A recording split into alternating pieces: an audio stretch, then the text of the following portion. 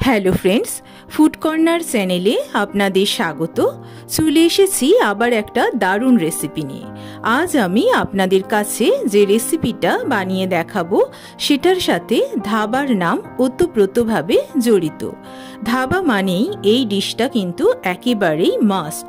এই ডিশটা ছাড়া ধাবা একেবারেই বেমানান। আজ আমি আপনাদের বানিয়ে দেখাবো এগ তড়কা। বাড়িতে বসে ধাবা স্টাইলে এগ তড়কা খেতে হলে আমার রেসিপিটা শুরু থেকে শেষ পর্যন্ত আপনাদের দেখতে হবে। রুটির সাথে তড়কা আমাদের রোজকারের জীবনে খুবই পরিচিত একটা কম্বিনেশন। এই তড়কা আমাদের ছোট থেকে বড় সবার কাছেই কিন্তু খুবই পছন্দের একটা খাবার। তাহলে আসুন দেখে নেওয়া যাক আজকের এই রেসিপিটা আমি কিভাবে বানালাম। আজকের এই এগ তড়কা রেসিপিটা বানানোর জন্য যে যে উপকরণগুলো আমি নিয়েছি সেগুলো হলো গোটা গ্রিন মুগ ডাল। ডালটা আমি 3 থেকে 4 বার খুব ভালোভাবে জল দিয়ে পরিষ্কার করে ধুয়ে নেব এবং শেষবারে বেশি করে একটু জল দিয়ে ওভারনাইট অথবা 5 থেকে 6 ঘন্টার জন্য এটা ভিজিয়ে রাখতে হবে। আমি এখানে গ্রিন মুগ ডাল নিয়েছি, আপনারা চাইলে এর সাথে ছোলার ডাল এবং রাজমাও অ্যাড করতে পারেন। দেখুন বন্ধুরা, ডাল কিন্তু সোকড হয়ে গিয়েছে। এবারে এটা কুকারের মধ্যে সেদ্ধ করে নেব। 6 থেকে 7টা হুইসেলেই কিন্তু ডাল ভালোভাবে সেদ্ধ হয়ে যাবে। এবার এটা কিছুক্ষণ দমে রেখে দেব। এখানে 2টো মিডিয়াম সাইজের পেঁয়াজ আমি চৌকো চৌকো করে কেটে নিয়েছি। 2টো মিডিয়াম সাইজের টমেটো, ওটাও চৌকো চৌকো করে কেটে নিয়েছি। কিছুটা রসুন কুচি কুচি করে কেটে নিয়েছি। কিছুটা আদা কুচি কুচি করে কেটে নিয়েছি। আর নিয়েছি 3টে কাঁচা লঙ্কা, সেটাও সরু সরু করে কেটে নিয়েছি। এবারে একটা কড়াই নেব। কড়াই গরম হলে তার মধ্যে 1 টেবিল স্পুন রিফাইন অয়েল দেব এবং 2টো ডিম ফেটিয়ে তার মধ্যে ডিমের ভুর্জি বানিয়ে নেব। এখানে আপনাদের প্রশ্ন আসতে পারে যে আমি আগে কেন ডিমের ভুর্জিটা বানিয়ে নিচ্ছি। এর উত্তর আমি আপনাদেরকে পরে দেব। ডিমের ভুর্জিটা হয়ে গিয়েছে, একটা প্লেটের মধ্যে ঢেলে নেব।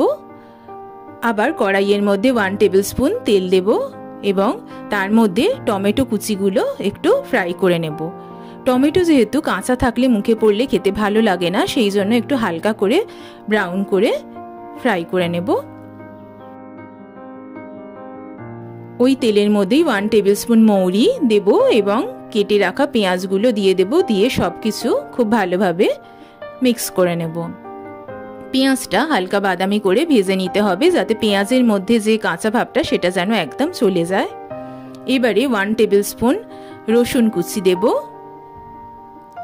1 টেবিল স্পুন আদা কুচি দেব। দিয়ে এগুলো পেঁয়াজের সাথে একটু হালকা বাদামি করে ভেজে নেব। এবারে কেটে রাখা কাঁচা লঙ্কাগুলো দিয়ে দেব। আপনারা চাইলে গুঁড়ো লঙ্কাও দিতে পারেন, কিন্তু আমার বাড়িতে যেহেতু ঝাল খুব একটা পছন্দ করে না, সেই জন্য আমি শুধু কাঁচা লঙ্কাই দিলাম। কড়াইয়ের ঢাকাটা এবারে চাপা দিয়ে দেব এবং 2 থেকে 3 মিনিট একটু হতে দেব।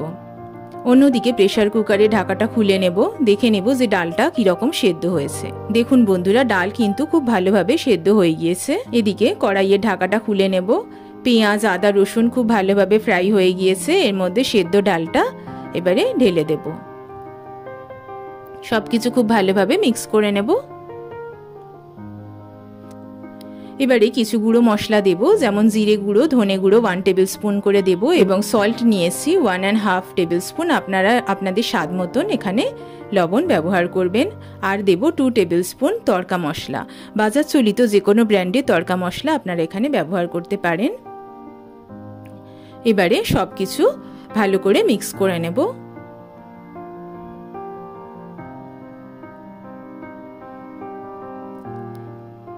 এবারে এর মধ্যে দিয়ে দেব আগে থেকে ফ্রাই করে রাখা টমেটোগুলো, দিয়ে খুব ভালোভাবে মিক্স করে নেব। এবারে দিয়ে দেব এগের ভুর্জিগুলো, দিয়ে ভালো করে মিক্স করে নেব। ডিমটা পরে ফেটিয়ে দিলে কিন্তু বন্ধুরা ডিমটা ভীষণ গুঁড়ো গুঁড়ো হয়ে যায়, তাতে কিন্তু ডিমের স্বাদটা ঠিক মতন পাওয়া যায় না। এইভাবে ডিমের ভুর্জিটা আগে বানিয়ে যদি আপনারা তড়কায় দেন তাহলে দেখবেন এর স্বাদ কিন্তু দ্বিগুণ বেড়ে যাবে। এবারে কিছুটা ধনেপাতা কুচি কুচি করে উপর থেকে ছড়িয়ে দিতে হবে এবং ভালো করে সবকিছু মিশিয়ে নেব। দিয়ে দেব 1 টেবিল স্পুন মতন সুগার, তবে এটা অপশনাল, আপনারা চাইলে স্কিপও করতে পারেন। ভালোভাবে সবকিছু মিক্স করে নিতে হবে। লাস্ট যে ইনগ্রেডিয়েন্টসটা যেটা না দিলে কিন্তু এই রান্না একেবারেই অসম্পূর্ণ, তা হলো কাসৌরি মেথি। ওপর থেকে 1 টেবিল স্পুন কাসৌরি মেথি একটু ক্রাশ করে দিয়ে দেব। এবারে সব কিছু খুব ভালোভাবে মিক্স করে নেব। আমাদের এগ তরকা কিন্তু একদম কমপ্লিট হয়ে গিয়েছে। এবারে গ্যাসটা বন্ধ করে দেব এবং কড়াইয়ের ঢাকাটা চাপা দিয়ে 2 মিনিট একটু দমে রাখবো। 2 মিনিট হয়ে গিয়েছে, কড়াইয়ের ঢাকাটা খুলে নেব। দেখুন বন্ধুরা, এগ তরকা কিন্তু একেবারে রেডি হয়ে গিয়েছে। এবার একটা সার্ভিং বোলের মধ্যে ঢেলে নেব।